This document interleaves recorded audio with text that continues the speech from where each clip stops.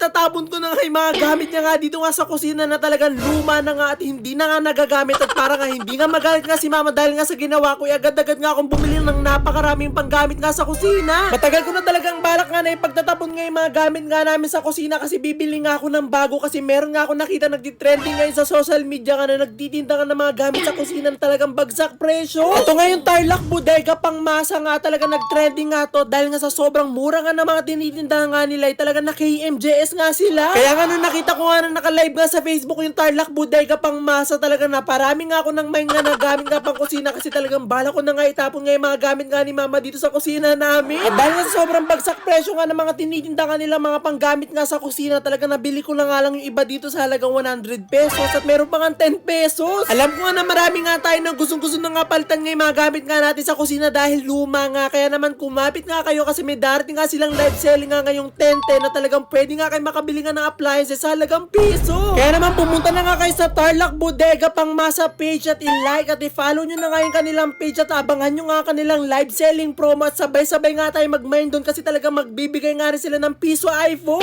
At talaga sobrang saya nga ni mama dito nga sa mga nabili ko nga ng mga bagong gamit nga namin sa bahay at kahit nga daw itapon ko na nga daw lahat ng gamit nga namin basta palitan ko nga lang. At lalo mga matutuwa nga si mama sa October 10 kasi marami nga akong imamain nga sa Tarlac Bodega Pangmasa kasi naka 10 live selling promo nga sila 6 PM daw yon kaya talaga mag-aabang na ako doon at marami nga akong imamain. Amazing!